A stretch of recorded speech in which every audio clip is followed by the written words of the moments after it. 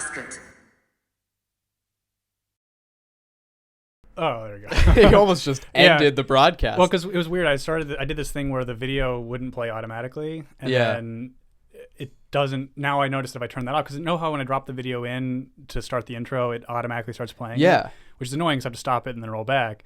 I thought, oh great, I can just have not do that. But now I realize when you press go live, it doesn't start playing. I have to. So that's what threw my whole game off. Well, hello everybody. This is a very Christmas. This is going to be our Christmas episode. Our very gamer Christmas. Yeah. Our very gamer Christmas, as you Christmas. call it. Yes. Today was my last day of school. So fucking in honor of that. Finally, it was in the frame, so I figured we might as well get to it right away. Yeah, I thought I was good about that. We're gonna celebrate just a little bit because I have had it up to my eyeballs in fucking school. Up to your pussy. Up to my pussy in school.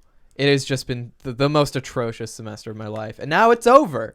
I think we should start saying I've had it up to my pussy with you. Or I've had it up to my pussy with you. That's a good one. You got to say it like that transatlantic thing you just did. I've had it up to my pussy with you. Oh, here we go. Oh, you still got to twist it off. I know, but yeah. Oh, I always just rip off the whole thing. I figured, well, because like sometimes. Well, there's the little crank on the side there that you got to reveal first. Oh. But anyways, I finished my last final today. Welcome to the Down Syndrome Podcast. No. I'm your host, Terry Gross with Down Syndrome. Terry Downs. Well, we got to find it. Yeah, I wish you'd listen to NPR more, but she's like. Yeah, I don't. Actually, I'm glad you don't. NPR sucks now. It's going to be. Oh, boy. Come on. Oh. That was good. That was a good one. Anyways, I finished my last final today, my pattern making final, and it was good. It was actually like a fun final to do. And I said that to Jordan. He was like, those words probably have never been said before. Like having a fun final exam. But the other two that I had, psychology and anthropology, sucked my pussy. They kissed my pussy. Kiss it. It was those were horrific. But I did those on Monday, and I'm so glad that's over. I'm getting my degree. Which is a miracle. Did we talk about how that you almost didn't? I don't think explicitly, but the school was like not going to let me get my degree because I was missing one class that I didn't know I was missing because everybody told me that I had it. It was a huge ordeal. Long story short, I talked to the VP of instruction at Saddleback. I guess I'll mention my school now that I don't go there anymore. Yeah. At Saddleback, and she pressured admissions and records to get me into the class that I needed late, and so I was able to do it, and now I can get my degree. Hey.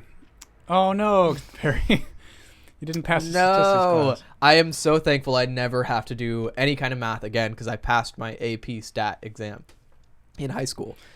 Yeah. I didn't actually realize that, so I ended up taking like 2 or 3 weeks of a math class at Saddleback, and was like, why am I here? I hate this so much. I hate pre-calc. And then I realized, I passed my AP exam. And so I never have to do math ever again. Yeah. Which is so nice. And you'll never have to do it again in the future, which is what makes math so funny to me. Like, yeah, I don't need it. Short of simple math, which now I'm pretty much...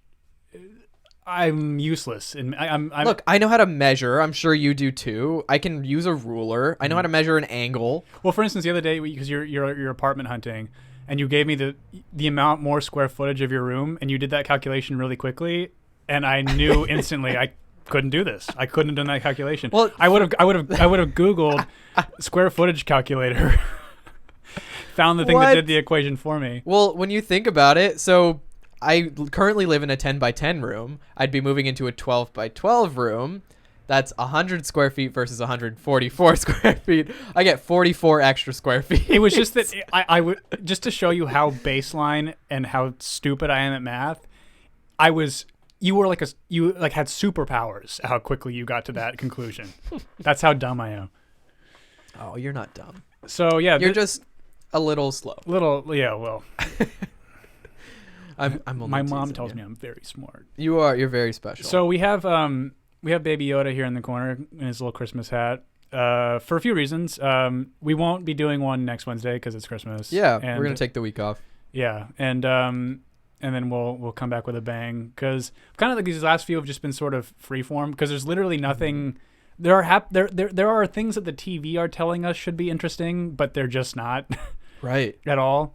Like, oh, Congress votes to impeach Trump, and we're like, yeah, that's what we thought would happen. Yeah, that just happened like an hour ago or something like that. Senate probably won't. Yeah. Yeah, pretty much. But the thing is, we were just talking about before we started, is like the same thing happened to Bill Clinton and Andrew Johnson. Right. Andrew, I think it's Andrew, right? Yeah, his name is Andrew. It's not Lyndon Johnson. Yeah. No, but it's Andrew Johnson. Yeah. He got impeached by the House, and the Senate didn't convict him. Same with Bill Clinton. So like, the same thing's just gonna happen with Trump, and he'll be one of 3 presidents that had this happen to them. And I think that because they again, didn't get convicted. Like, we have to give all those disclaimers. Didn't vote for him. Right. Blah Of course, blah of blah course, blah of blah course. blah blah blah. Because everyone's so fucking tribal and crazy. But reporters that I actually trust, which aren't reporters on TV that are more liberal than I am, actually read all this shit because they're autists that like the news. Right. And what they've shown, and they also will cite what they're talking about, there's not really anything here that is impeachable. So, and one of the fascinating parts about it is all of this is based on this still all they had to bring it back to Russia and the Steele dossier, which has been completely discredited, which originated the P-tape thing that allegedly existed, which didn't. Yeah, I was wondering. I've actually been looking for that P-tape. Yeah, you want to see I've it? been kind of into water sports recently, and so I really want to see. What kind of sounds would Trump make if he was getting peed on? I'm not genuinely into water sports. Thank you for moving past that so quickly. Yeah, and it also, it also does kind of like, it's an interesting sort of reality in politics, and just kind of so goes back to how this is reality TV and how people need to look presentable to a certain audience. Mm-hmm. Us as very liberal people would be like, I don't care if he wants to get pissed on. Like, who gives a shit? Like, Right. If they had a video of any, Slovenian whore pissing in his mouth and he's loving it, I'd be like, dude, you do you. That's great. Similarly to before we knew Bill Clinton was a rapist monster who was palling around with Epstein, when he got impeached, we were just, who cares what he does in his office in private time and whatever. Mm-hmm. But he's actually a monster. But yeah, so, but the interesting thing was that Tulsi voted present. She did not vote yes. Right. That was very interesting. Very interesting. And now everybody's mad. Yeah, Ho's mad. Ho's mad. Ho's very big mad, dude. Yeah, we probably should just really quickly. Real quick, just put up my. It's the other one. Nope. It actually it says Ho's mad. Oh, that makes it easy for me. It's at the top. So grab her. So after Ho's she did this, mad, dude. Yeah. Ho's really fucking mad. really mad at her. They big mad at Tulsi. But Everybody though, it's Democrats and Republicans who are big mad at her. Why would Republicans be mad at her? I don't know. I think it's mostly just Because Democrats. she didn't in take their side and say no. Yeah, right. Right. But this is the thing: is like throughout her whole thing, is she's just to me has been radical truth teller, and I think that Right. she basically has seen what we've seen, and it's just like, I mean, I can be a partisan hack and say that absolutely this Ukrainian phone call and definitely Russia influenced the election. We're definitely not an oligarchy too, like Russia. Definitely not, completely not. Right. But she's like, she just won't do it. And it's, no. It's really cool. I like it. Yeah. So, but I again, so many choices she's making lately. I do not understand what her end game is. I find it Yeah. interesting to watch. She's the most interesting thing in politics to me because she makes people so angry. She's so radically honest, and then having met her, she was so genuinely She's so- sweet yeah. and kind. And it's like, but then the portrayal of her in the media is so inaccurate. Unless she's on Tucker Carlson's show. So I feel like we're in this weird, did we like jump dimensions and we just didn't see it happen, or what's going on here? I was telling you, I'm really excited for what's happening next. Yeah, I wanted you to elaborate on that a little So bit. like I don't know. I've just found a lot of amusement in what's been going on recently because I mean, we all know it's a waste of time. Tulsi knows it's a waste of time, but Trump actually getting impeached like he just did is kind of exciting because when fucking Clinton got impeached, I wasn't really around. But now, like, I get to watch this unfold exactly how it unfolded before and not feel left out, you know? Yeah. I'm very involved in this now, I mean, or rather very aware well, of this considering now. it's only happened 3 times in history, I mean, it's pretty extraordinary that you're getting to see this in your lifetime. Yeah. Yeah, you guys should be thankful that Trump became president to watch him get impeached. I think the only I think that each generation gets a thing except for your parents, I guess, because they becomes a formative sort of year. So like my parents remember vividly JFK getting assassinated. Oh. My dad got drafted into Vietnam. Have I told you why he didn't end up going? Did I tell you that story? Oh yeah, the mix-up with the papers. Yeah, so my dad got his they did it by, it was like a birthday year, like lottery kind of thing. He got called. He went into the draft office to enlist because you have to. And his medical records got mixed with somebody who was a quadriplegic. And by the time they sorted his papers out, the war was over. So essentially bureaucracy actually did me a solid because I would be probably not here. Yeah, you'd still be floating around in his balls. Well, I mean, if he had lived. I mean, because like one of his really good friends went and then got like really mortally, like not mortally, but gravely wounded. So like, I mean, he's alive, but he's still a friend of my dad's now, and he's got all these like pains because he got like and can't walk really very well. And, all right, geez, Bones, that's heavy. But again, it's just like, well, that's I mean, that's why like I like Dulce is I think the cost of war, like fiscally and human life, it's just like I just love this laser focus. It's just the focus is so laser. And I was saying to you this before you start. It's like why I like Andrew Yang and Bernie Sanders and her is because each of them stand on principle. And in Bernie's principle, I mean, there's lots of things that people don't like about him, things I don't like, but he's been fighting for the same causes for 185 years. And then you have Andrew Yang, who's like a futurist who sees sort of a bleak, very bleak future, which this isn't my joke. It's Tim Dillon's, but this idea of how ironic it is that he skateboards out on a stage and Yang Gang and gets memed, but then he's talking about how like everybody's going to lose their job and we're heading towards a dystopia. Yeah. It's like, which is his main message. And then we have, so those are but like, what does Mike Bloomberg stand for? No clue. What does Joe Biden stand for? Nothing. They are empty human beings. Warren's been a good social warrior on a few things. I mentioned that before, but right. You saw her walking around with that rainbow feather boa. Yes, I did. She's a champion. Yes, yeah. That was not as bad as Gillibrand's gay rights, but it was pretty close. But yeah, it's been interesting. We had something personal in our life, something in our family life where it's like a disagreement I've had with a family member. And then what's interesting about it is it's just we're having this discussion about people who are taking things like politics or social things and using them as ways to get angry instead of getting angry at something about themselves that they're insecure about or that they feel like they've failed in. And a perfect example of that is the amount of drama about this new Star Wars. Because you and I really don't care if it sucks. No, because I want it to suck a little bit. Because you can, if I'm revising my own history, you can correct me if you want. But after we saw The Last Jedi, I wasn't angry about it ruining Star Wars. No. I was angry that it was a failure as a film, as a movie. Am I reimagining the history too much? No, I think you're about right. Yeah. Like on the drive home, that's kind of where my head was at. Was just like, it just didn't do anything. And so we'll go ahead and pull this up. This new one now. Well, first off, so from Red Letter Media, this guy, Jay Bauman, actually, I need to preface a few different things. So there have been some leaks that came out. If you've read the leaks, they were on Reddit and a few other different places. I think they started on 4chan. All of the leaks are true, apparently. So if you haven't read them, then don't. If you have, well, then the movie's as bad as you thought it was going to be. And I've not seen it, but like the reason why I've seen people that I know, or I'm pretty sure have seen it, that have confirmed they're true. And the fact that Jay posted this tweet basically does kind of confirm that it's true. He tweeted Star Wars Rise of the Skywalker 2019, and it's a gif of lightning. Lightning. A dude and a girl shooting lightning at a samurai. And I guess what I can say without spoiling anything is that this new Star Wars movie involves a lot of Force lightning. A lot of it. And I mean, we already know that Palp is in it because he's in the trailer. So nobody ever dies. Yeah, it's weird.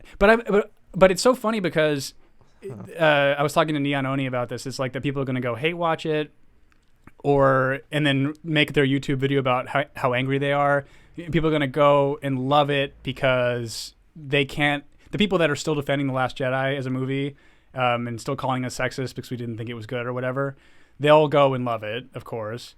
And then you and I are going to see it because we want to like want to see how bad it is. Right. We love comedies. Yes. So Well, I mean, because you remember there was like when we were watching The Last Jedi, I had to like stifle laughter in a few moments where it was just especially that part where she releases the animals and goes like, no, this is the most important thing. I want to punch my fist through the Empire or whatever she says, and it was just like nice dude, rad. And then Leia force flying. I don't think we laughed, but we were just kind of baffled. We were like, okay, this is happening. But yeah, so apparently she's in it a bit. What? Why did they keep doing this? Stop reanimating her corpse. They said they weren't going to, so I think it might have been footage they didn't use for the other one. Okay. And they're pastiching it in. But I don't like that. I don't want to spoil it for anybody that actually wants to see it. So, but one of the so that's Jay's thing. So all the critic reviews are in, and this is where it's sitting at the moment. 58%. But Jesus, which dude. Again, this whole Star Wars debate is just boring. Why should you be surprised? What is much more interesting is this. Cats at 15%, coming in hot. The movie that no one wanted to be made, the play that nobody actually likes. No, yeah. Even that play that you were dressing was mocking how fucking stupid that play is. It's one of the worst musicals of all time. So yeah, and it's so funny because we bad. actually we were going to talk about this on another one, and I completely forgot to talk about it. So we did. Had it was the Pete Taylor Buttigieg Swift's episode. Creepy CGI.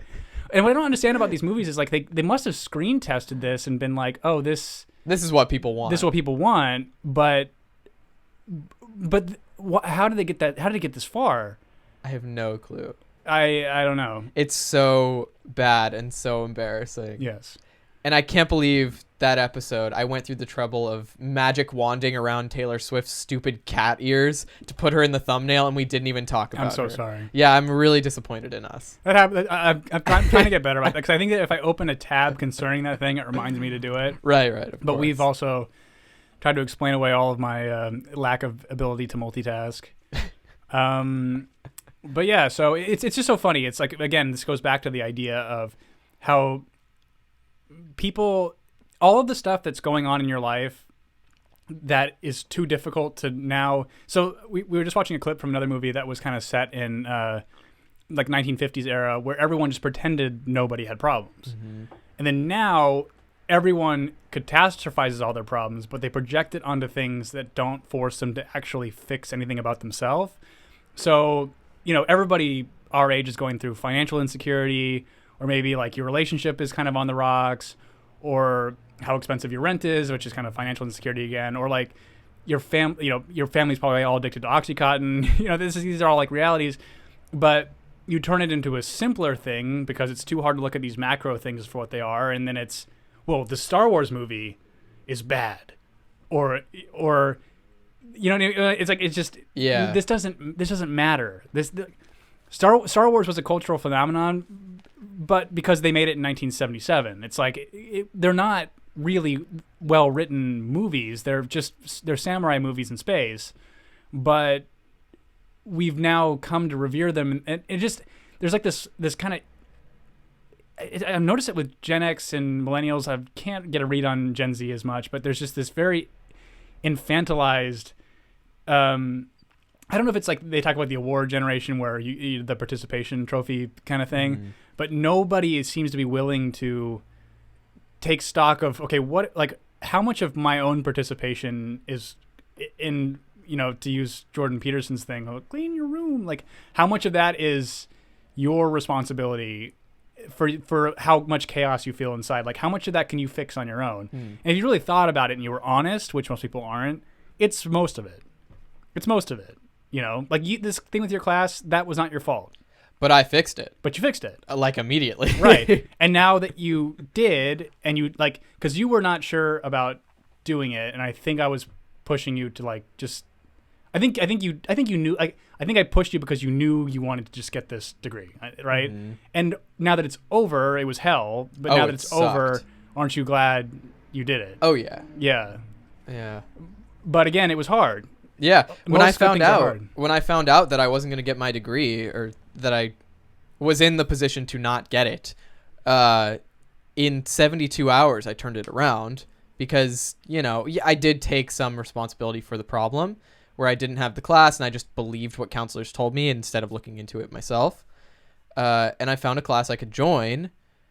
And in 72 hours, I had reached out to the instructor, the dean of her division, the VP of the school eventually. Yeah, I love that you were climbing the ladder of bureaucracy until you got to the top. Dude, that's how you get things done. Yeah. And actually, I told your dad this when we were talking about it last time I saw them. Like, he asked me, like, what, like, I learned from this. And I'm like, well... Really? Yeah. That's a good question. And I was like, well, next time I get a no, I'm just going to go to the next level. And if I get another no, I'll go to the next superior level. Like, what did he say to that? I must have missed this. I don't actually remember what he said back to that. It must not have been terribly valuable then. But like, I remember him being like, this must have been so hard, but like there had to have been something else other than your degree that you got from this. And I'm like, oh yeah, I know to not accept no for an answer from an underling like myself. Like I will go to the next highest person that I can talk to. So basically you're just becoming a Karen. Yes. Can I speak to the manager? Yes. I need to get a haircut.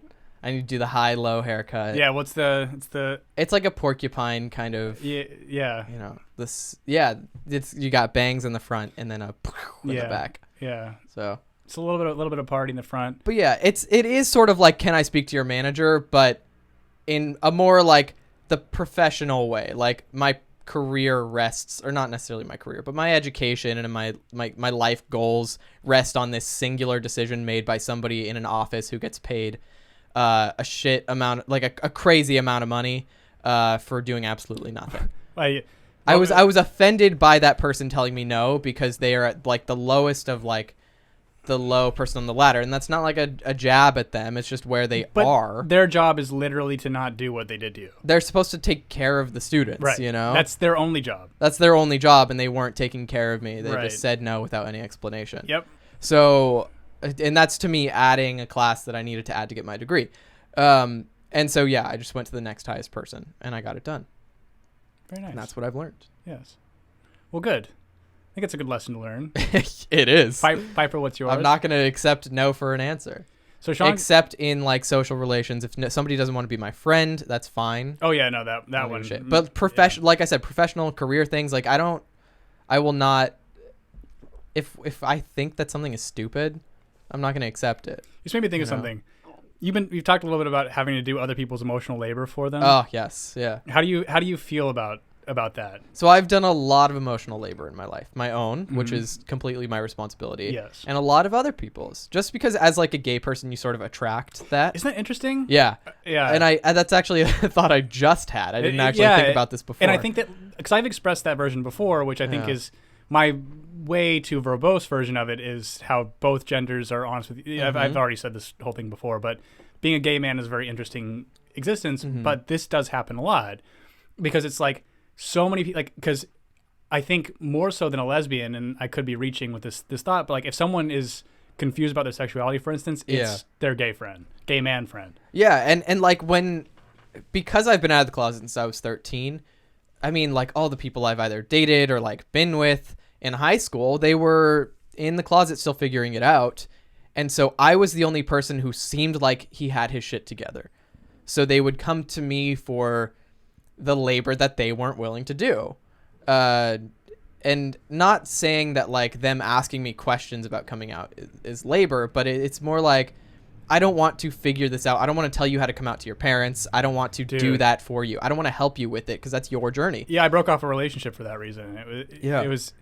I'm like, I already did all this. Yeah. I'm not going to go through this with you. It's not interesting to me. And also I don't want to do it. Except if they say, like, I'll be support if you do it, and it doesn't go well, but I'm not going to be a participant in this experience. Yeah.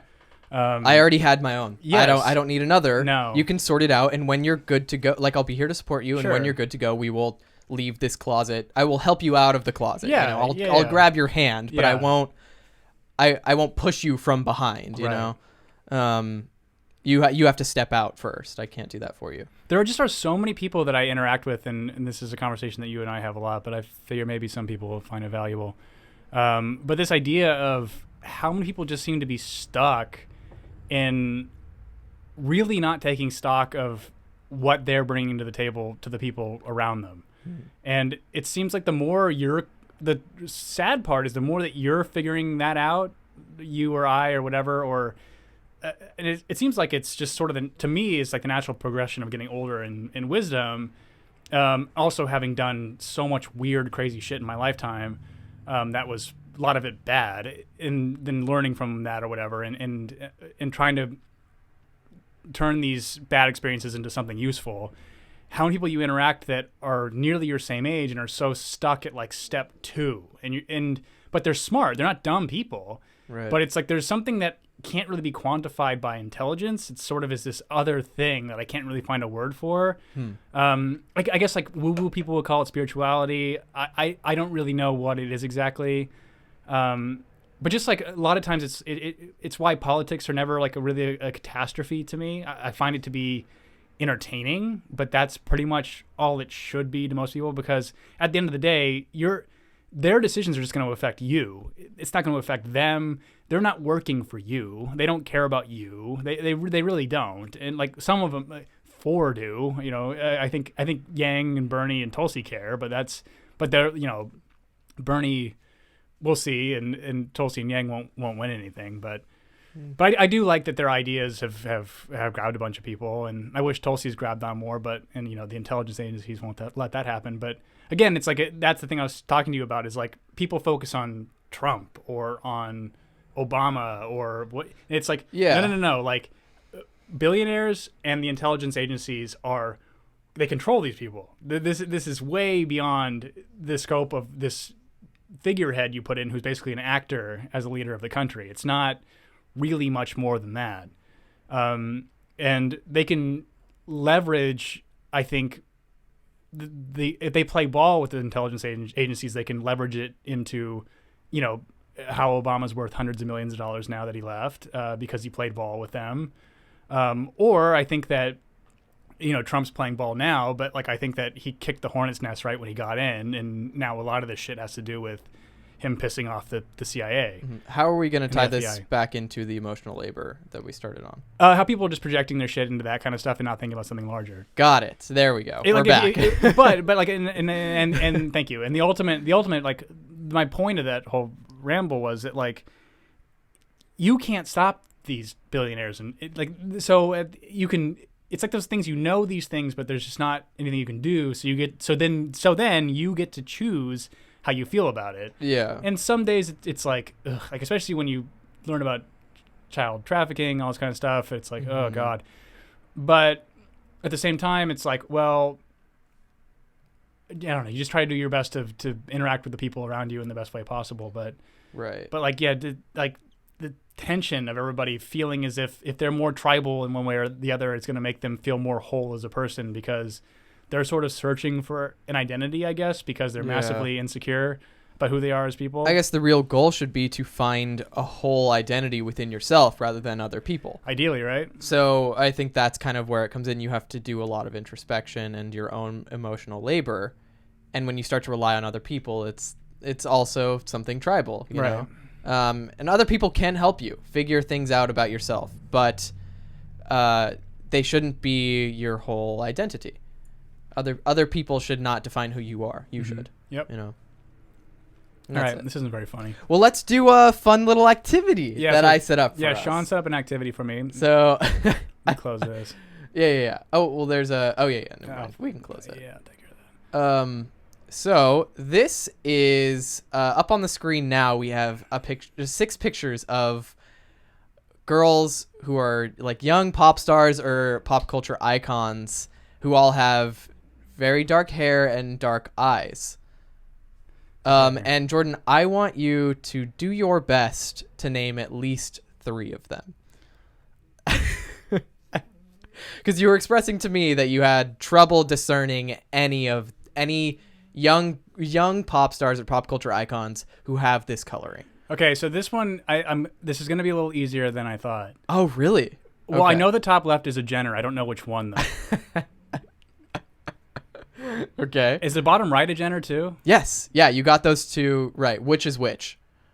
So the one... They're the younger sisters. The one who has a really horrifying before she got surgery photo, like she just looks like a different person. Yeah. Is this one? Yes.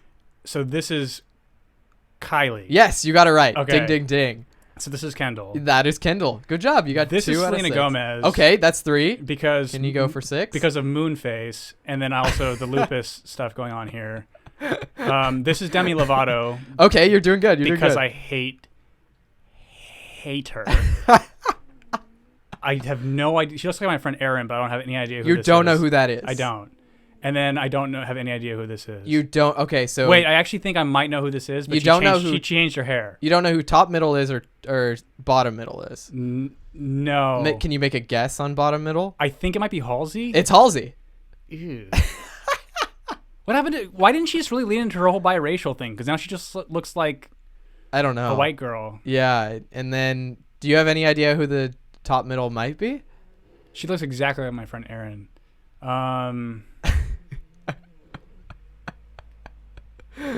See, I know all of them too, Danny. So I'm like, when I was looking, is it Camila Cabello? it's Camila Cabello. Okay. Yes, good job. You got all 6. Oh wow. Okay, I'm a little impressed. See, I okay, am like impressed just as well. to start out. So like these two were obvious to me. Okay. Because I have a really I really dislike Demi Lovato. I really just I don't like her.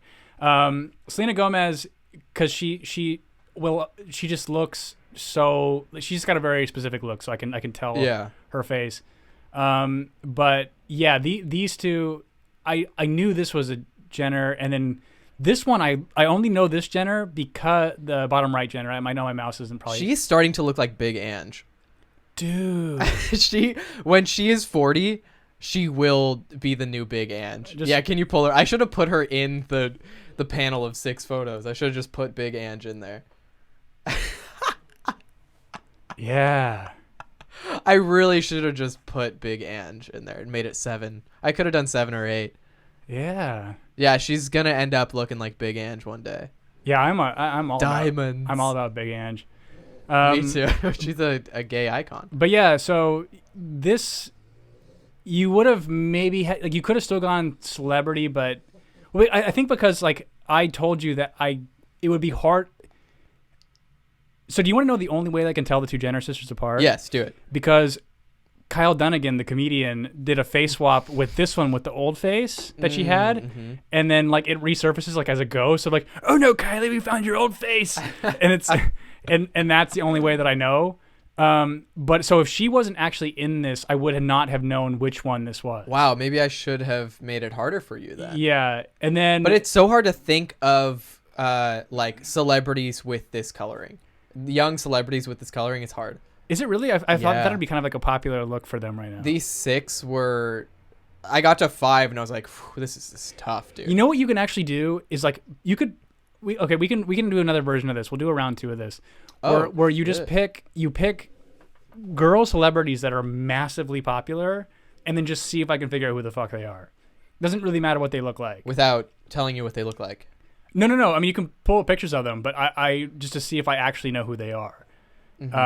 Because this one, Selena Gomez is a little bit of an easy get for me, just because she's got a look. I love this, the rectangle select you just made over her face. Yeah. Selena Gomez. And I think that Camila Cabello was on my mind because I mentioned that I couldn't quite discern what she looked like. Yeah. And then saying that put the thought into my head. And then I looked at Shawn Mendes pretending to be straight videos, or like just his Twitter where he's pretending to be straight with her. And then I'm like, oh, right. Okay, that's what she looks like. Yeah.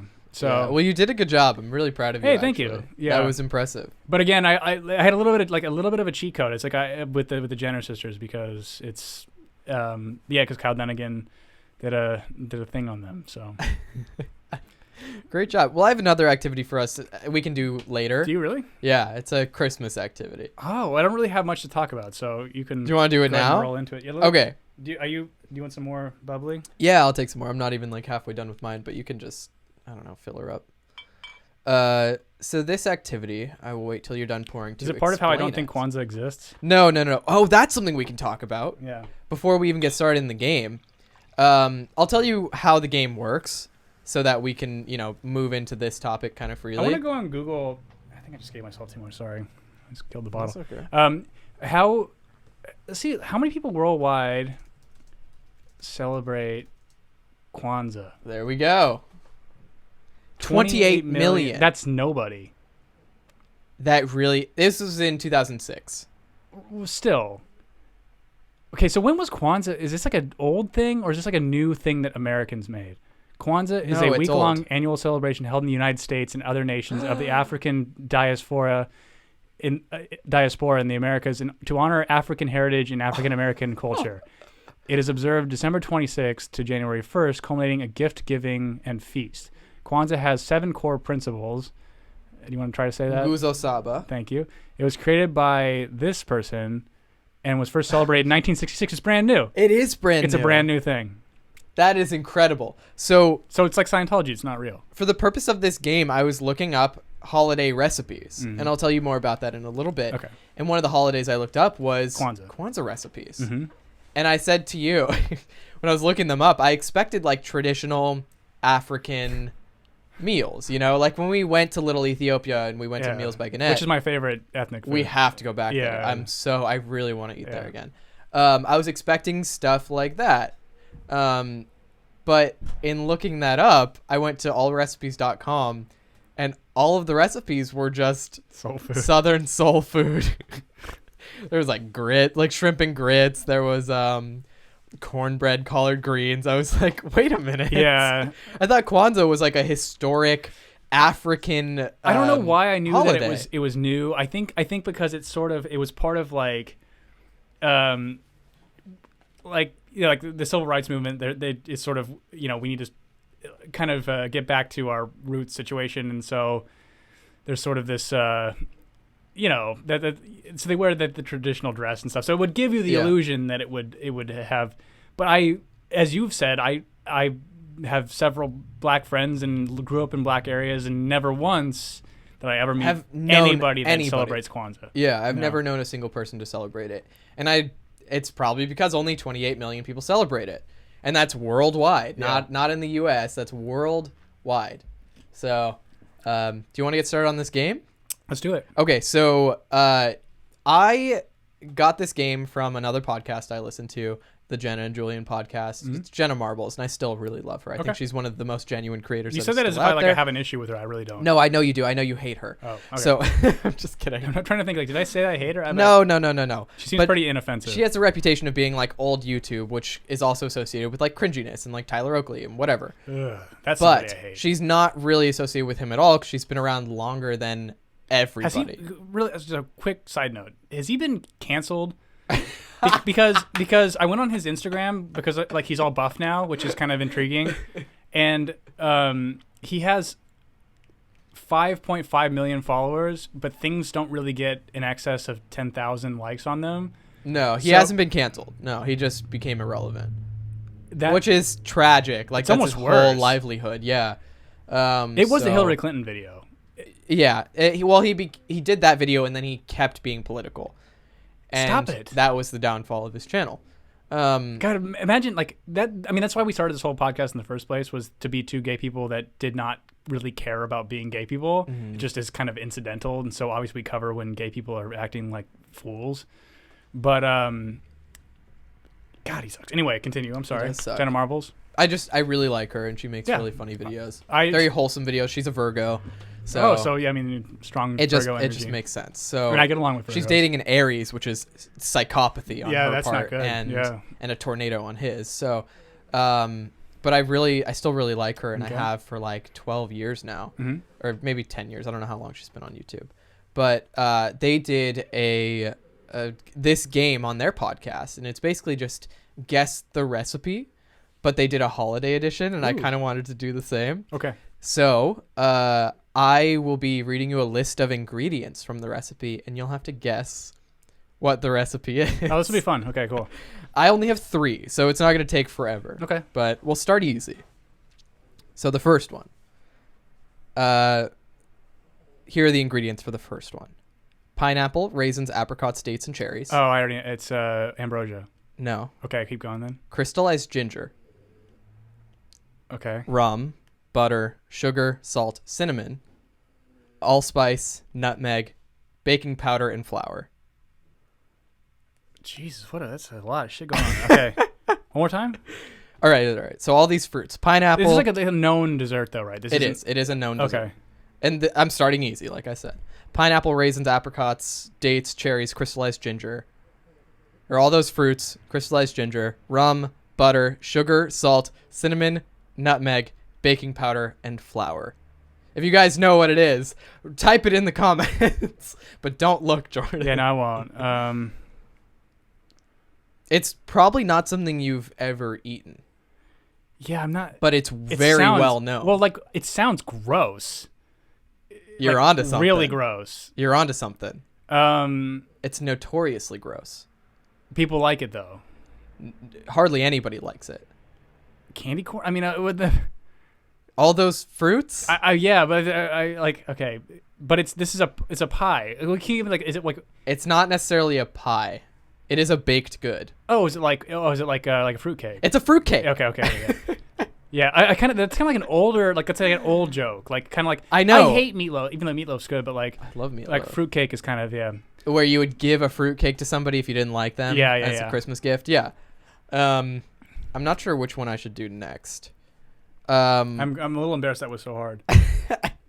Especially with all the fruits that I listed. Okay, we'll move on to number 2. Here are the ingredients. Jumbo marshmallows, pretzel sticks, Nutella, chocolate kisses, and blue icing. Ew. Guys are gross. You better watch what you say. I'm more just repulsed when people eat this shit. What can you make out of marshmallows, pretzel sticks, Nutella, like small pretzel sticks, Nutella, chocolate kisses, and blue icing? I'm trying to like think of what dessert just has blue icing. It's not specific to the type of dessert. What's blue during the holidays? What holiday? So we're not saying this isn't a Christmas thing. Mm-mm. I said it was holiday recipes. This is like an Easter thing? No. Like the holiday season, like this season recipes. Give me Jumbo marshmallows. This is like weirdly, surprisingly hard to not over. This is why it was so fun to me. I liked this game that they played. Jumbo marshmallows, pretzel sticks, Nutella, chocolate kisses, blue icing for decoration, basically. You don't eat it. It's like a gingerbread house. We don't eat fat people eat those, but like. Do you want a hint? Yeah. It's also a popular holiday toy for some cultures. Oh, is this like a Jewish thing? Okay. It is. You're onto it. Jews, what are you doing? Why are you eating this?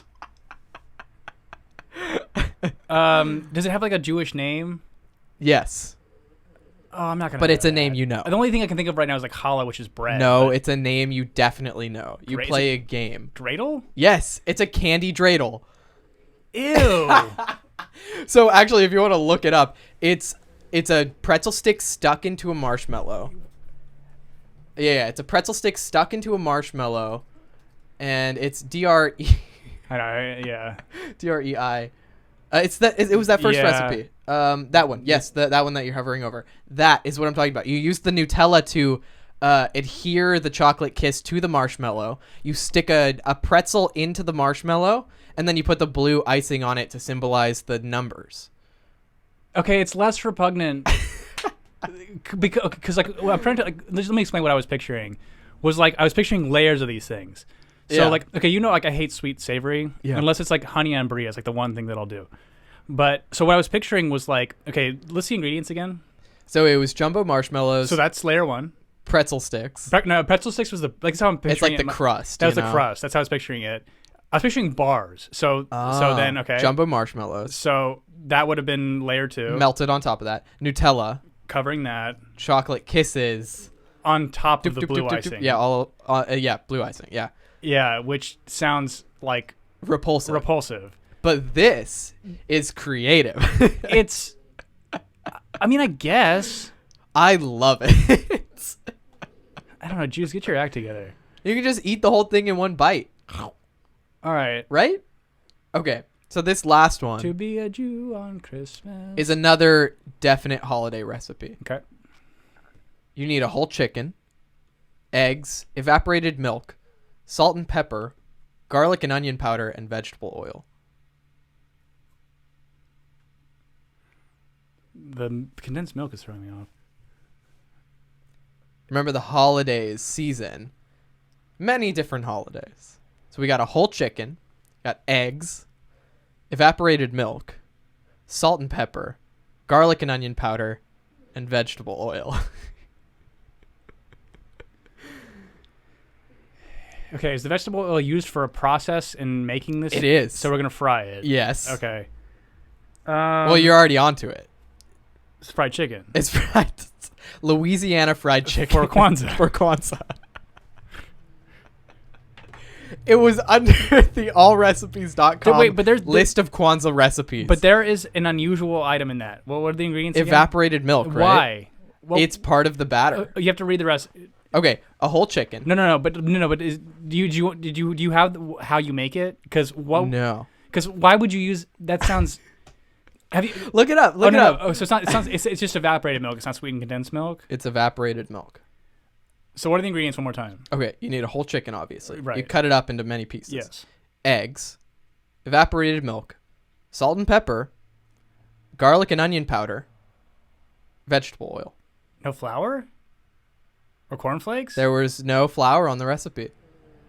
What rating did this recipe get? I don't know. Let's look up Kwanzaa recipes. That's what I did to find this recipe. I honest to God. That sounds gross. Honest to God, this is what I looked up. All recipes right there. I looked this up to find this recipe. If you just scroll down a little bit. Sweet potato pie, African peanut soup. That actually sounds really That does good. sound I good want to a me. peanut soup. Soul smothered chicken. It's further down for sure. Because I like the ratings. People are like, this sucks. Like collard greens. This is Yeah. it's just soul food. I mean, I love Biscuits. soul food. Oh, me too. But like I was expecting traditional like Is it this one? No, it's further down. It is that one on the Tanya's Louisiana Southern Fried See, Chicken. her batter doesn't look thick enough. No. But then look at the ingredients. Okay. This is where I pulled it from. Whole chicken, 2 eggs beaten.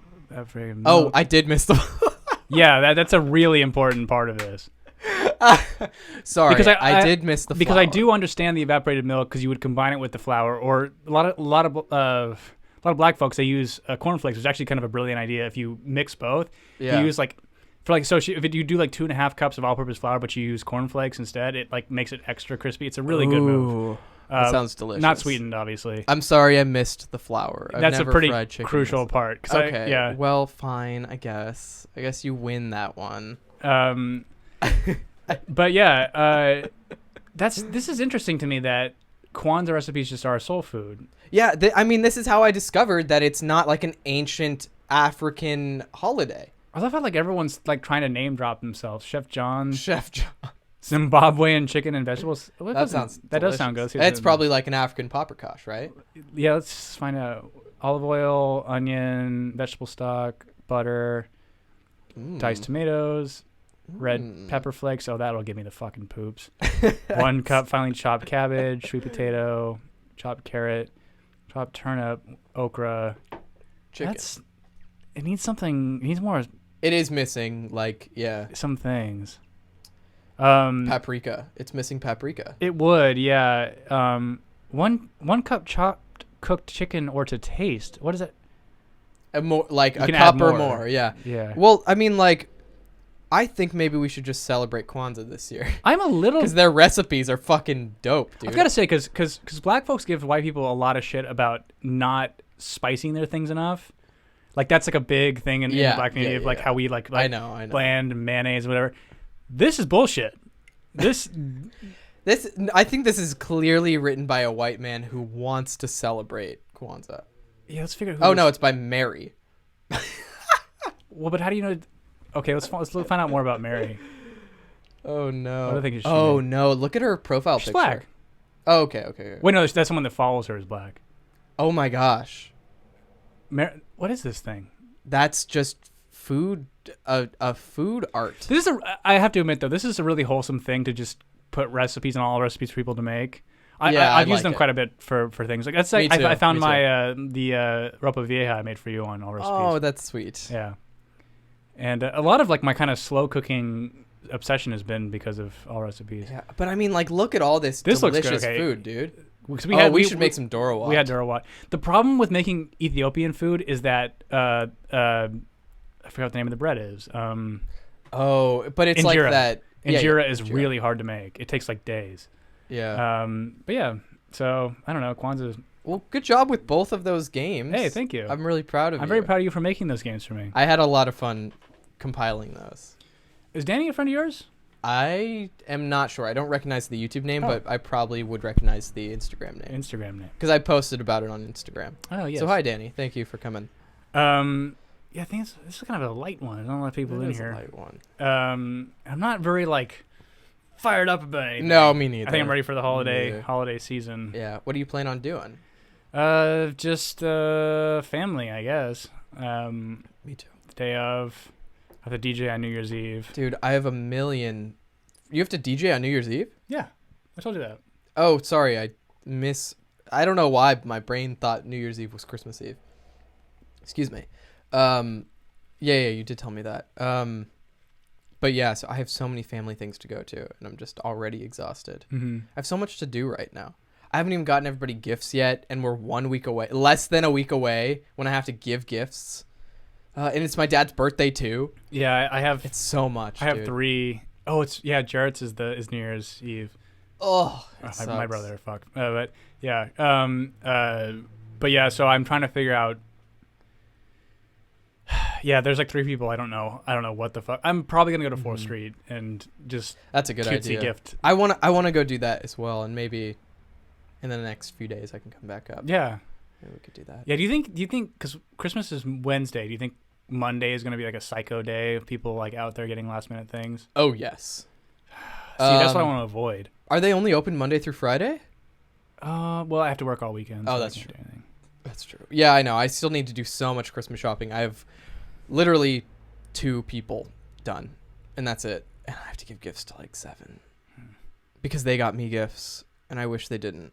Because I don't. That means I have to return it. Dude, I have to return the favor. Isn't that like the most fucking egregious, annoying It's so thing? stressful. Can't we just like all admit we're adults and we don't have to do this anymore? Yeah.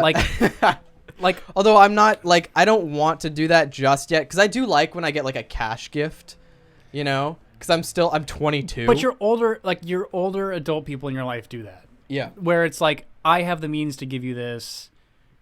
But like for all of us, it's like I can barely pay rent. It's like I don't. I'm drowning right now. Yeah. And especially this time of year, like it's like the timing is horrible because the new year hasn't come forward. My fucking insurance premium skyrockets January 1st. Yeah. I'm just like, dude, it's the worst. Can we just, as young adults, agree we don't have to do this anymore? And the Right. person that like is too thoughtful and gets you a gift, you know they'll resent you if you don't give one back. Oh, And that's the part of it. I wish I could just handwrite letters to everybody. I love doing that, and it's also like maybe 10 minutes of my time and $0 out of my pocket to write like a heartfelt letter to somebody and not expect anything in return. Like I love doing that, and I've done that for many people in the past, but not for Christmas. It's always been like a goodbye or like a birthday or something. I just, I think with I would hope they 2 of the understand I people on can't my afford a list, I gift. might do that. Especially because the 2 people on my list that I haven't gotten gifts for kind of did me a solid by like handling a few of the different people and said, you want to go in on the gift with us? Yeah. Which is the move. That is the move. And yeah. like, so they crushed it and like did a great job of helping me out on that one. But yeah, that's why I don't really like this time of year. It's like, it's frantic. Every bit of media is telling you that you have to be a particular type of person that does things a particular type of way. The music is awful. Although I have to admit, I have not been hearing aggressive Christmas music everywhere I go. Right. Have you noticed that as well? Well, I think it's because you stopped going to Ralph's. True. Where they started playing Christmas music November 1st. Yeah, probably October 31st. But no, I mean, like I was in Chipotle today, didn't hear it. I was like, they play music like outside in that Yeah. little area, none of it. I feel like that has kind of calmed down. That's good. Maybe there, if something positive came out, the baby it's cold outside song being about rape or whatever, maybe that has been like the positive aspect of that is now people are scared to play Christmas music. Do you know that Kelly Clarkson and John Legend made like a woke version of it? No. I want to read the lyrics. It's no. You know the song, right? Like you know Yes, what the controversy about it too. I really can't stay. Yeah. Okay. Whatever. Okay. So John Legend. Like I really don't want to have sex with you, Clarkson. but please just fucking have sex with me. Not really though. He's basically just like, look, it's fucked up outside. Like it's like a dude trying to go to like yeah, he wants sex, but it's like he's not like telling you like suck on my dick or whatever. It's like or I'll hurt you. But here, let's get the lyrics to this new version. Ugh, gross. These are the complete lyrics to John Legend and. Okay, I simply must go, but baby, it's cold outside. The answer is no, but baby, it's cold outside. But this couplet is perhaps the most controversial. Oh, so they're talking about the old song. So what's in this drink? No cabs to be had out here. That's the original, isn't it? So people yeah, weren't. this is the original. People weren't. Bing Crosby wasn't roofing people in 1943. It's like I don't really know. Like again, like it's kind of that thing of like when people see racism and everything. It's like there's not. You're seeing the rape in this song. Like it's not. Do you? I mean, am I off base? Like this song is pretty innocuous to me. Like I don't really care. Like hey, let me preface this whole thing. I hate Christmas music. I hate it just because, especially the Paul McCartney "We'll be having I hate a that wonderful Christmas time." I am with you on that song. I don't like it. I don't like it. So okay. So Legend and Clarkson have up. So Cleveland Rape Crisis Center president. CEO There's a Cleveland Rape Crisis Center? and CEO. Well, I guess that makes sense. I think there's more so that it's there's a CEO of a Cleveland Rape Crisis Center. Right. Sandra Miller. You can be like an executive director. You're right. Wouldn't that be a nonprofit? It would not be a C. Is there a CEO of nonprofits? Okay, this is a really weird sentence here. Yeah, Sandra Miller. It really pushed the Check line yourself of out. consent. It would if he actually had sex with her in the song. Okay, whatever. Fuck it. This is stupid. Okay, don't know. so Legend and Clarkson have updated the song with more woke lyrics. What are we on? Market Watch. More Market woke Watch is like lyrics. NPR. For 2019, such as, I really can't stay, baby, it's cold outside. I've got to go away, but I can call you a ride. Right, and they reference Uber, I think. Or what will my friends think? Well, I think they should rejoice. If I have one more drink, it's your body and your choice. It's your body and your choice. That's so embarrassing and so unsexy. That's the thing, is like there is no way that Chrissy Teigen, like John Legend on paper, should be this like a very sexy man. He plays piano, Yeah. very smooth, sexy voice, but this shit is not attractive So unsexy. at all. That is really funny. The remake is absolutely absurd, according to Deanna Martin, daughter of the late Dean Martin. He made it more sexual with those words, and I think what he's done is he's stealing the thunder from composer Frank, is it Lesser? Yeah. Lesser's song, and from My Dad. Yeah. He should write his own song if he doesn't like this one, but don't change the lyrics. It's a classic, perfect song. Yeah. He did make it more sexual. Yeah, he did. He made it explicitly about, oh, well, we don't have to have sex, because is what he's saying. Because it's that thing that I have been saying to you of like the people that are rallying against this stuff are the ones with the most skeletons in their closet. It's like, and again, it's like it's kind of like the liberal white woman, the one who is like the Emily Locke-Wallace of the world, the ones who are like trying to preserve black joy. It's like, I didn't go to Black Panther thinking about it being a black movie until you told me how important it was that it was a black movie. You know, like I didn't like no one really it's so weird. These people don't really see that like because you keep pointing it out and that you're virtuous because you point it out and you're an ally of how like weirdly. Yeah, this is so fucking boring. We've just done this so many times. And like Nia Noni actually comes in and then I'm starting to do the shit that him and I have been rallying against that's just so dumb and boring. He says, what the fuck, this never showed up in my feed, although you guys took the week off or something. Oh no, that's sad to hear. No, we're taking next week off. You're taking next week off. But that is kind of, we don't have people here that normally here, so something must have. Yeah, I don't know. I posted it kind of late that like are the live broadcast. Yeah. And I wanted Kyle to be here because we actually made a subscribe star. So if he really wants to give us money, we have one now. He absolutely Which can. actually was a bit of a fucking arduous process. So to make a subscribe. yeah, star? so I made the profile, and then they're like, we have to know it's really you. So I had to like I had to find the about section of our YouTube profile, which nobody looks at ever. Yeah. Post the link there, send them that page to confirm it was actually us, so then we could actually accept money from it. So Oh, actually, that's kind of normal. I've had to do that before. really? Yeah, with my personal channel. For what? To like do like a partnership with a program. They wanted me to do it, and I ended up just not partnering with them. Did you ever finish that video with that Chinese company that sent to Nope. those? Yeah. And I used to feel guilty about it, but thinking back, and there's this really amazing YouTuber named Bernadette Banner, and she made a video about like a Renaissance dress that she made. I think it's a Renaissance dress, and like a Chinese company made a direct knockoff of it using her pictures, and they took her pictures, just cut off her face. Jeez. And started selling this dress for like $40. And she ordered the dress. It took like 4 months to get to her.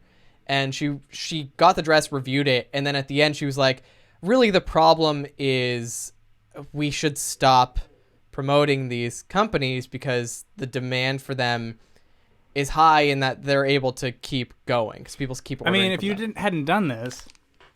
Oh no. Oh yes, I've actually been waiting for you to do this. Oh, here he comes. This is my man. I would never have this super sweet jacket. See, I still have my red one, you know? It's somewhere in my closet. Yeah, I think But I the thing demanded purple. Yeah, so the thing is, like, I ordered this for fun just because, like, they gave me, like, $200 worth of store credit to buy from their store. And now I only feel guilty because I actually ordered stuff from I was them. going to say I look like a gay magician, but that's kind of redundant. You should do your Joker dance down the stairs where you... Yeah, play rock and roll number 2. Boys, young underage boys, yeah. Because the singer of that song is a pedophile. Great. Anyway. Yeah. But the thing is, like, I felt guilt about not finishing that video for a very long time. And after a while, I realized, like, oh, the money that would have been spent on these clothes is never going to end up in the hands of the people who actually made them. No. And that's where I feel the guilt. Yeah, no, so no. I felt guilt about not completing the video. Never signed a contract. Yeah, and see, that's the important Never part. signed a contract. And you So they crushed sent it. me some clothes. But they also didn't pay me for it or anything. So there's no money exchange. It was just stuff. It was stuff. Yeah. It was like a loot crate.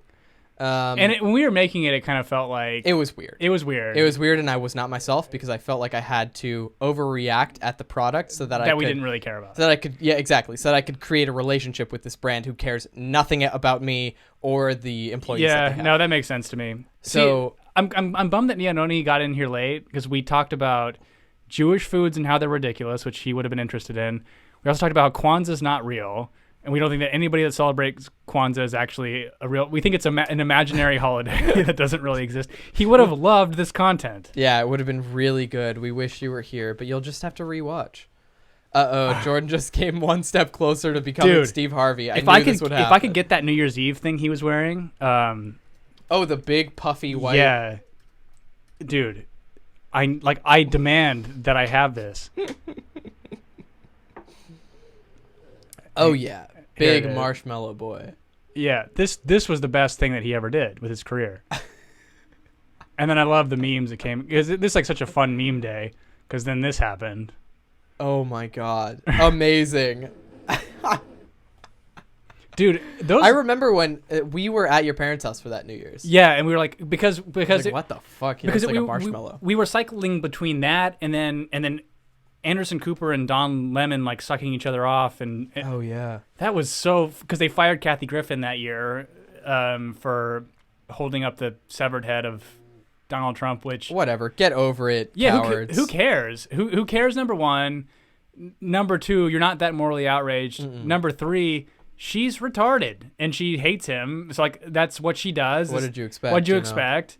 she thinks that that's like a really hot take, or like she's being edgy, which edgy's kind of gone. I mean, again, like I can go on YouTube right now and watch a drone strike kill hundreds of people, like, or better yet, cartel violence is a click away. If you want to see something that will change your life in terms of how like the violence they commit upon people, her doing that is nothing. It's like, and so like for us to just guffaw and clutch our pearls about it was so fake. Oh, but Baron thought it was real. He thought his dad was dead. Yeah, well, Baron's autistic. And that's the funny thing is it's like but again, because he was like what, like 15? Yeah. Like so this 15-year-old doesn't have object permanence. Well, so you're calling him retarded, or what are you doing? So but then if you dare to call him autistic, which he so clearly is, everyone's like, how it turns into Greta Thunberg, how dare you? How dare you? I should be in school. Cut the cameras, dead ass. Dead ass. Okay, now bring the cameras back. Noni says, I missed Jew food and Kwanzaa talk. Fucking YouTube, man. Yeah, you missed out. Yeah, it was after Kyle's JQ question. I which we did.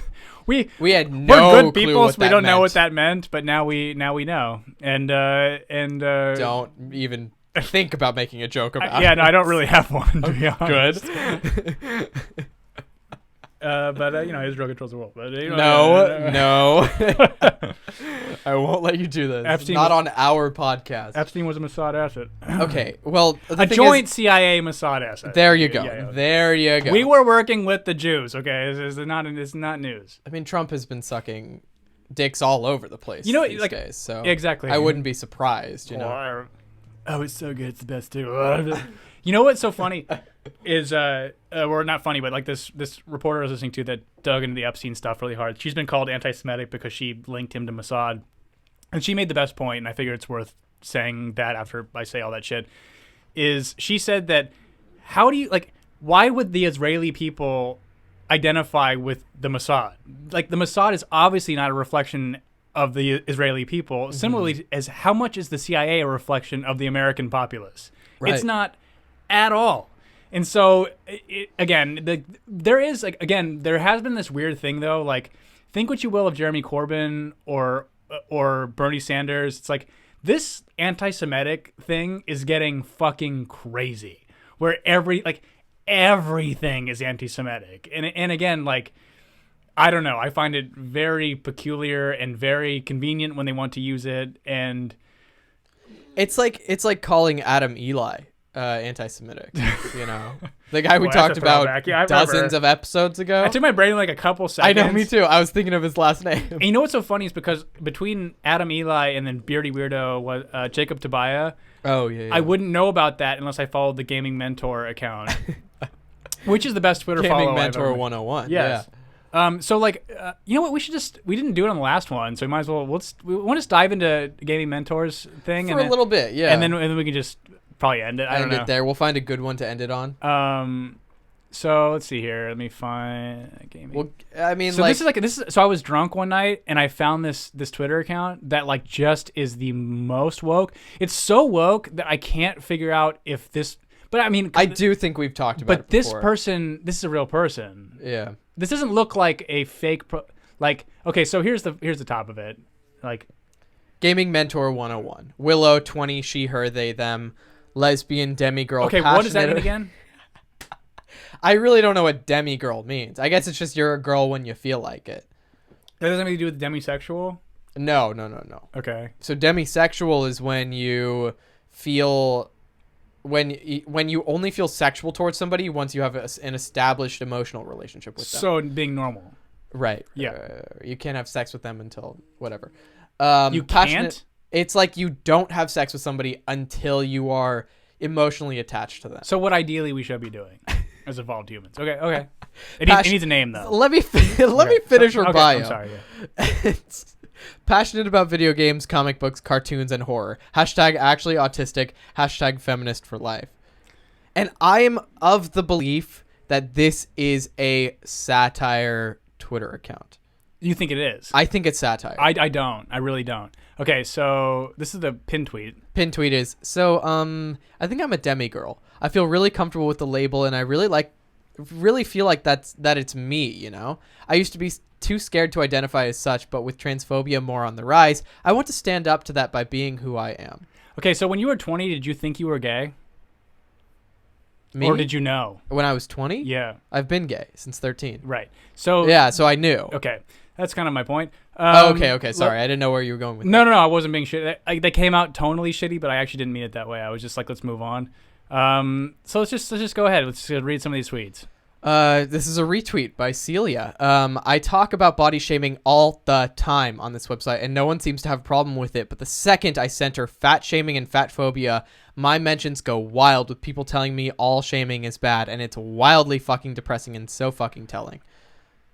Okay, so there was one that I sent you today that was a fucking because it's like because their rules are so crazy. And we're not even saying this because I don't even hate these people. I actually feel a lot of compassion for them now. Yeah. It was annoying for it was annoying when it was first, like I first started to see it happen in like 2013, 2012. And then it was partly because someone I was dating really leaned into it. Funny story, that person that I used to date, so he posted, he's kind of like a popular person on Instagram now. He posted a picture of him like doing a peace sign in a mirror, like a selfie, and then posted a swipe over of a black kid doing it. People were pissed. Wait, what? Why? Because Is it digital blackface? I guess That's so. Wait, someone wait, else I'm told confused. someone else. Dylan told me, but because I don't look. He was just like, Yeah. I have to tell you this thing, but apparently it was like people were really angry at him. And I'm for like posting a photo and then posting the inspiration for the photo of just some black kid doing the same thing. But it's so him. And what I was telling him when we were still dating is like, you're cultivating an audience of people that will turn on you really quickly because you're using these things as accessories. You don't really believe in these things. Yeah. And so it was a little bit of like just kind of what I was saying to him. So, but I saw it way back then. Through it. So, but now I've come full circle and like that, like these people don't have as much power as we kind of give them to have. I found the tweet, by the way. Oh, you did? Okay, yeah, I you pulled just it want up to read just it so that you wouldn't have to scroll. Anyway, it was a funny sort of like full circle of like that happened to him now, and then I also don't really care about these people anymore because I don't think they have very much power. Number one, most people don't take them very seriously. And could you imagine that he has a big audience, but they're all these people? Yeah. That would be hell. Ouch. Yeah. Anyway. This is the tweet that Gaming Mentor 101 retweeted from Sam. So I'm ableist for calling a racist trash, abusive for asking friends to report an ableist using the R slur, and now racist for speaking Spanish? Y'all JD stands are wild. So I don't know what any of that means. I have no fucking clue what that means. But there's so many layers of like in speak in that tweet. Yeah. That they are just going to eat each other because there's no way that any of them can agree on any of these terms. They're crazy. So speaking Spanish is racist somehow. Did she say retarded or did someone call her retarded? No, the R slur. So somebody said the R slur and she called that person abusive. Someone said retarded. Or ableist, excuse me. Let me pull it back up.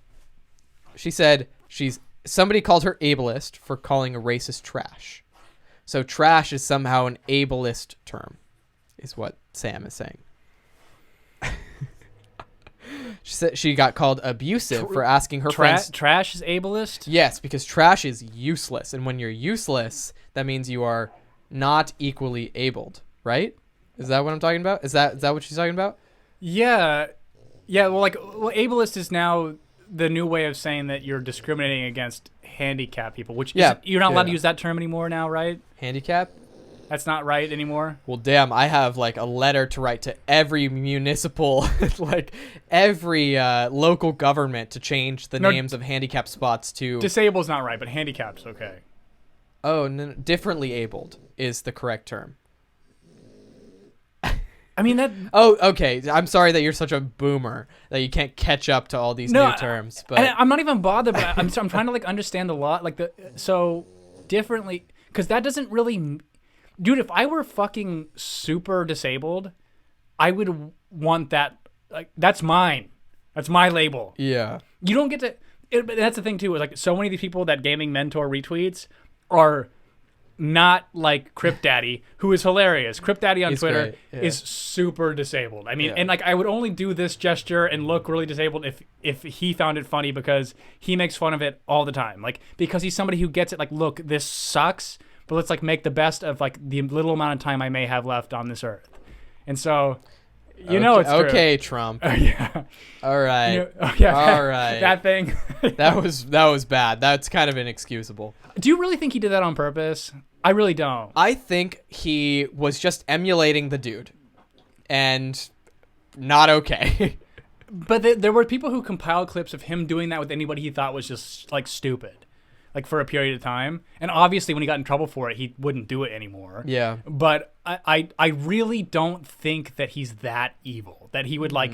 That he would fuck with Mock a guy a with like, disabled dude. yeah, I really don't. Yeah. And like that's like it's also like that's kind of the question, right? Like whether you love, or if you hate him so much, do you really want to believe that 50% of the country, not even, but like the amount of people that voted for him that made him win, would vote for somebody that means like, because that's my one thing. Like I think that a lot of race stuff and sexuality stuff is so overblown, but not having a body that works correctly in the truest sense, like you can't walk, or you're like that, or you have like a little arm, or I mean, like a visible disability where we can tell that you're disabled is the top. Like that, you get to complain, you get special rights, like because Like Mobility Mary. Well. Hello. Hello. Excuse me. Excuse me. Yeah, that's who we're talking about. Yeah. Right now. I don't think that I'm talking about people in rascal scooters. That is not what I'm talking about. If you eat yourself in disability, that is not what I'm talking about. Don't even get me started on my 600-pound life. Like, I think, in fact, like no, we've talked about it before on the podcast. Yeah. Dude, there was a guy. He's one of the. So he's like a painkiller addict and also really fat on that show. Oh, geez. And just. That's also really so sad. hateable. Oh. I would play it, but it's not worth getting pulled over. But it's No. But yeah, but the visible disability is the one where it's no question. Right. Like you should get money. Like, and you do. Like, I will pay. Like, if I could pay more taxes for people who can't walk, that just to live in a 1-bedroom apartment and have it equipped to how they need and be comfortable, I would absolutely pay that money. Yeah. But born with it. Like, if you fucking lose a leg to diabetes because you didn't take care of yourself, you're not in this camp. But also, if you get your leg blown off in fucking a war that we shouldn't have started in the first place. Yeah, free everything for the rest of your life, dude. The fact that we, like, don't give... You know, but we were talking to that guy we met at the Tulsi event that was a veteran, and he really utilized all of his benefits, it sounded like. And so I feel like... But he was smart, or rather, like, had a high intellect. I think the VA needs to assume that not all their veterans are going to be Rhodes Scholars, you know? Well, and so that they can just... The VA needs to just do these things for their veterans, make the obvious assumption that most people won't enlist in the military unless they have no other option. Yeah. You know? Yeah. Like, I think that it's very seldom it's like I want to, like the Tulsi thing where I wanted to serve my country after whatever. I think a lot of it is, what am I going to do? I have nothing else to do. You know what I mean? And so, but yeah, that one seems obvious, right? It's just, but yeah, we don't. The whole VA got to burn it down and rebuild it. Can you read Nanoni's? Yeah. Let's see. It's anti-Semitic to tie Epstein with the Mossad. Yet everything from Trump and the Tory victory in the UK to negative Star Wars reviews are blamed on Russia. Are they really being? Is that really being blamed on Russia? There are like 140 reviews. Do you think there are 140 Russians who are out to get Star Wars? Holy shit! Tulsi Gabbard's got 111,000 tweets. Wow. Let's see what's up with her. Charlotte Clymer says Tulsi Gabbard is getting a lot of criticism tonight, but I personally think it's courageous to see a Republican refuse to vote against impeachment. Which means that great, then perfect. Whatever. Because I fucking hate Charlotte Clymer so goddamn much. Get the fuck out of here. Charlotte Clymer is the head. What's her title again? She's the HRC, the Human Rights Campaign comms. Which means she literally runs their Twitter account. That's it. That's all she does. A comms intern just runs a Twitter account. Right. She is the worst, our worst representative. And so she wasn't trans until like relatively recently. And it's I mean I won't go. Whatever. It doesn't matter her trans status, but it's like she sucks. Her opinions are so baseline, and so like the intellect, there's no substance in any of her arguments. No, well, and then she was even calling the James Younger thing where they're trying to transition that 7-year-old into transphobia by refusing for it to happen, and so which is I mean, that's an insane take. It's absolutely insane. She's the person that would say that trans athletes, like male to female athletes, should be able to compete in women's sports. Like, she is on the wrong side of our issues, and so the fact that she's given the social media accounts of Human Rights Campaign means that it's completely irrelevant, has jumped the shark. Like, completely. Yeah. But yeah. Why not just have like the trans Olympics and then have an all gender Olympics, you know? Open league. Yeah. Have an open league. Open league. That's what I'm looking for. So do like, because there is like women compete against each other, men compete against each other, have a trans person, trans female to male league, male to female league, and then do an open league where everybody can compete. Because there have been some like some compelling arguments. I mean, she kind of underperformed like what was expected, but like I do believe that there are certain aspects of sports where they have one specific player to where a woman could maybe do it, like kickers in football. Like they did have a thing where like I think it was a female soccer player. She didn't. I mean, it wasn't quite as like far as a male kicker, but she did an adequate enough job to where like she could maybe get drafted. You know, like it's the kind of thing. It's like there are, but like I mean, open league football. Like I mean, a woman would just get. I don't know enough about like sports in general. I just know that like, and it's general knowledge that men and women are not biologically, physiologically exactly alike. No. You know, they're unique differences. Like women can carry a child for 9 months, dude, and give birth to it through their vagina. I mean, you know, like they're wizards that make babies come out of their cunt. It's insane. Yeah. So women can do all these incredible things, and men can do incredible things too.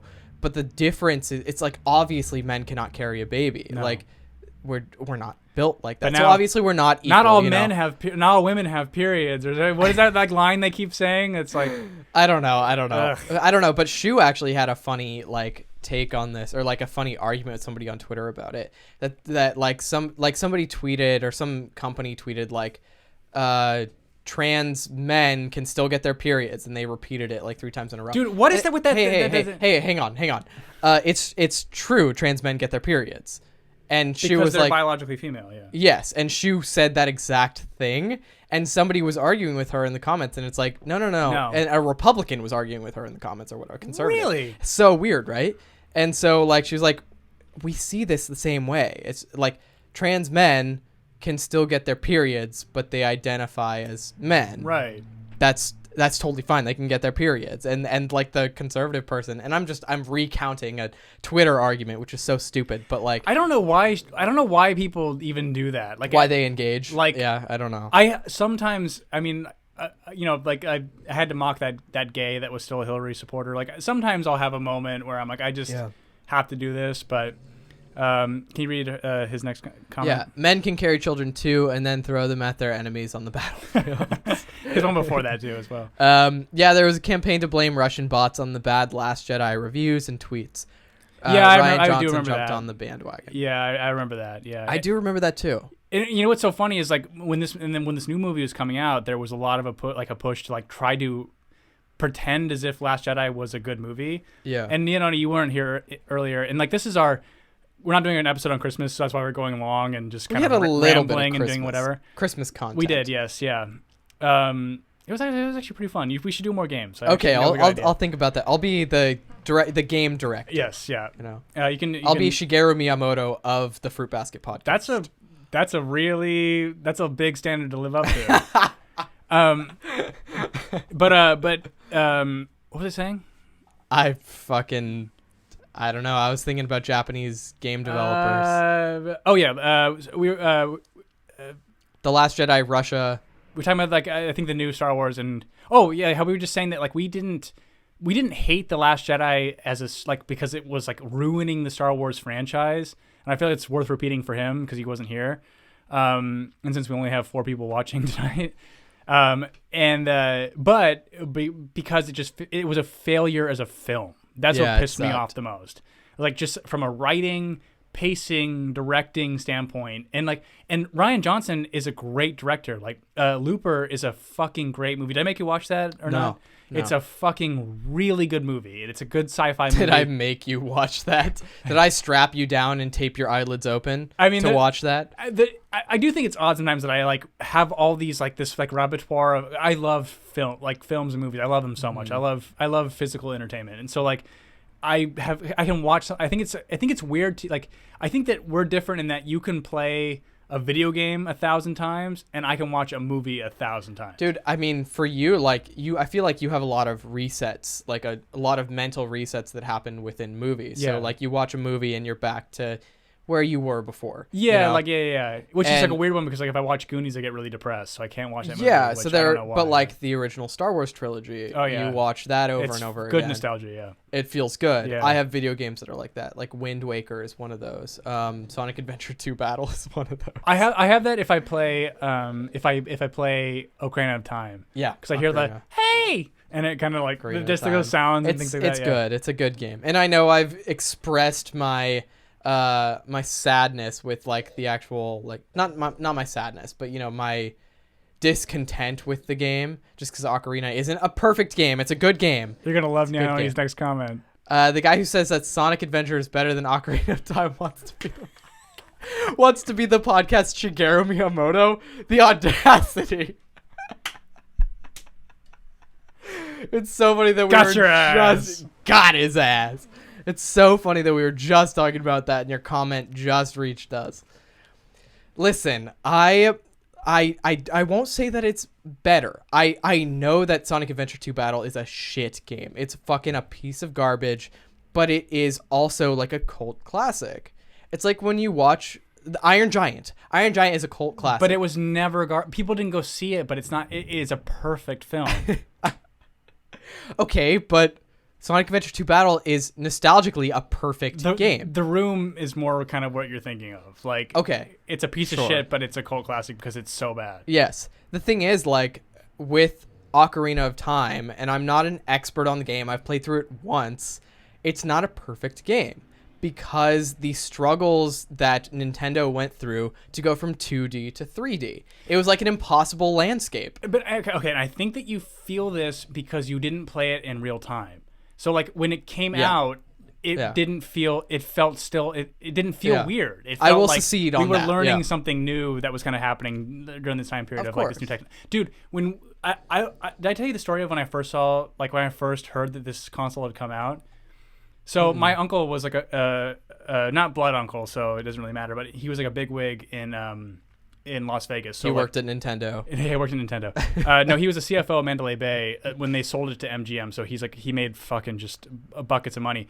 But I forgot the name of the casino because I was so young that was there before they built Mandalay Bay. We got to watch the implosion where they blow it up and it crumbles. Yeah. And there was another Sick. We weren't rich, but like everybody else in the front row of watching this obviously was. And there was a kid that had early access to a Nintendo 64, and he brought one of the cartridges with him just to like show it off. Yeah. And I'm like, they're so small.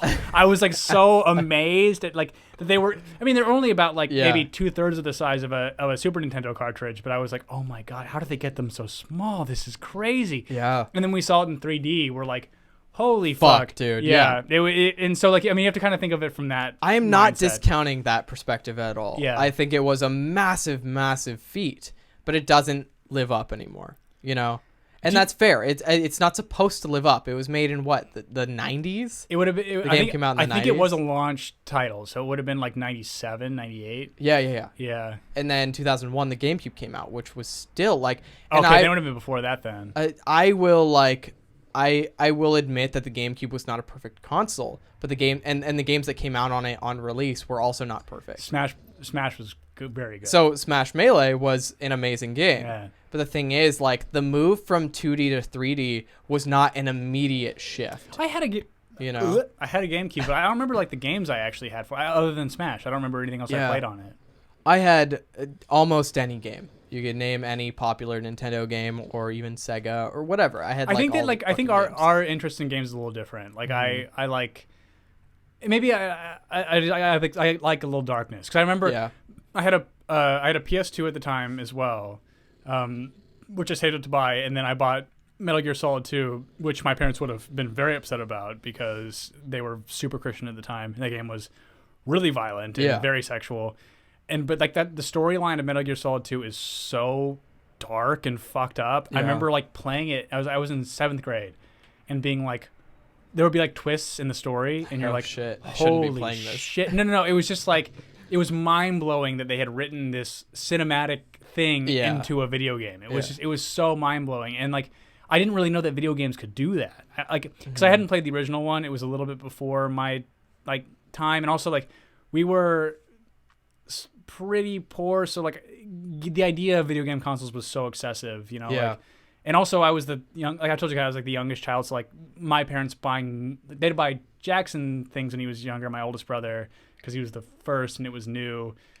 Middle brother got less, and then me, it was like, you know what I mean. Right. So but I remember playing it, and so like I've always been kind of into those story driven, dark, twisty, like those type of games, and they don't really seem to exist on Nintendo, unfortunately.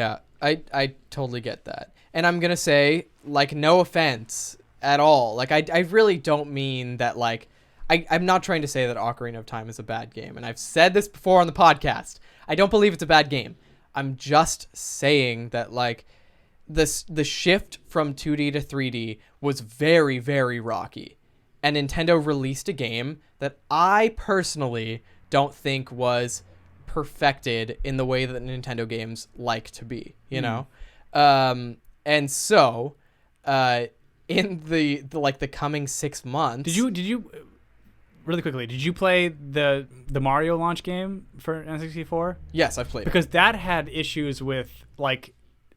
I remember when you were running on platforms and you'd go backwards, like how the camera would shift would get really confusing. That's exactly it. And it's the same with Z targeting in Ocarina of Time. I don't remember that problem for some reason. It's weird.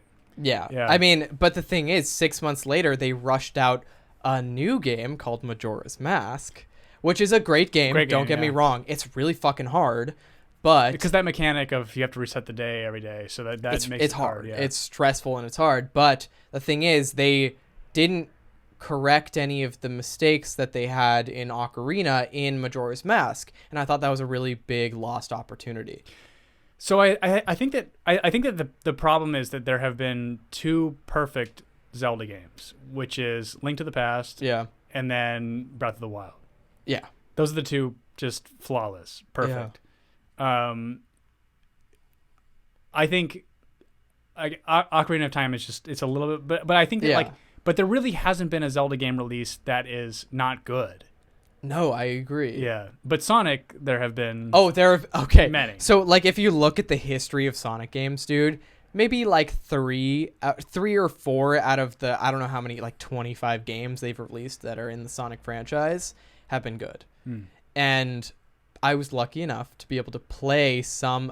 Like, the majority of the Sonic games that I played were actual good ones. And the only thing that's keeping me in the mindset that Sonic Adventure 1 and 2 were good is nostalgia, and I admit that completely. I'm not denying that. And I've talked about this so many times before. It feels so stupid to talk about it again. We put a very gamer Christmas, so we might as well. It's kind of good to close it with gaming. Anyway. It feels so stupid to talk about it again. But the thing is, like, those games... Fucking, I will admit that they sucked in moving from the 2D to a 3D realm. They sucked ass. And they continued to suck ass for many years.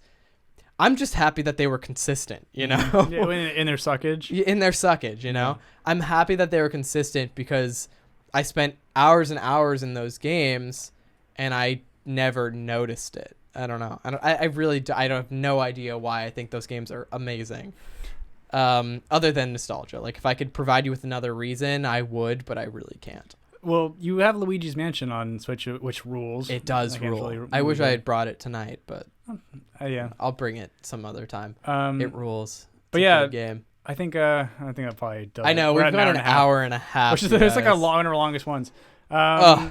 So we will see the new Star Wars. We might have it. Preface, we don't care if it sucks. We actually want to go see it now that it sucks, and like, which is kind of interesting to us. And then Wait, real quick. Yeah. Perry says, the only Sonic game I had was Sonic Heroes for the PS2. I remember it being fun, but having no connection to any characters. See, I get that. I played Sonic Heroes, and I loved Sonic Heroes. You play as like 3 characters at a time, and you can swap between them and do different abilities or whatever. So Sonic Heroes, the reason I loved it so much was because Sonic Adventure 2, where I knew all of the characters except for one of the teams, which was like 3 characters who were new. They were like bounty hunters, basically. And they were cool. There was like a bumblebee, a chameleon, and an alligator. Okay. And but yeah, I get it, Perry. Like Sonic Heroes was tough to get into if you didn't have any knowledge of the previous characters, because all the characters that came into that game were from previous games. And Neononi says Wind Waker on GameCube was awesome. You loved that game. It was the best game in the world, dude. Yeah. That's all. I'd say that's one of the 3 perfect Zelda games. I missed that one because I was I think locked in the Prey Away the Gay Camp when that came out, and then the Wii came out, and then I got Twilight Princess, and I found the puzzles to be too complicated. And I'm not stupid, but like there was just something about them that was like really frustrating and hard. You needed a walkthrough to get through that game. Which was that kind of defeats the purpose. Like, and even when we played Breath of the Wild together, like we were able to figure out the puzzles like together, like which was fun. But yeah, I found you like cycle through your abilities or whatever. Exactly. Your Magnesis, your Cryonis, or whatever. You could freeze water. Yeah. So like those things were things that you could cycle through, and if one didn't work, the next one might. You know? Anyways, I don't want to keep us on this for too long. I mean, I'm fine talking about it, but yeah, I think that's probably it. You guys have a Merry Christmas. Yes, Merry Christmas. Happy Kwanzaa, which doesn't exist. We'll see you on New Year's Day, I guess. Hey, what's the Indian holiday? Diwali? No. Festivus. Holi? It's Holi. Holi. I think it's Holi. What's this Indian Christmas? Oh God. Indian Christmas. They celebrate on the same Christmas day. in India. It's just Christmas. Merry Christmas in India. Yeah, everybody. Merry Christmas to India. And we'll see you the week after Christmas, which I think it's probably the 2nd or 3rd. It's I think we'll be broadcasting on the 1st. Oh, really? Okay. Yeah, so I think. I'll check later, but we'll see you whenever we see you. Yeah, a Merry Christmas, Tom, and we will definitely relax a lot. And what else did I want to say? Oh, and we'll probably see Star Wars in the interim between. Yeah, and we'll talk about it eventually. But it's just gonna. We don't care either way. Like we're not like one of those. It was so bad, and here's why. Or, it was the best thing ever. But I am curious to see what the comparison is between the critic, because the critics actually just couldn't do it this time. Because I think The Last Jedi still is in the 90s, which, I mean, come on. Unreal. And then so we'll see what I'm curious to see what the user review is on it. So, adios. Goodbye, everybody. Feliz Navidad.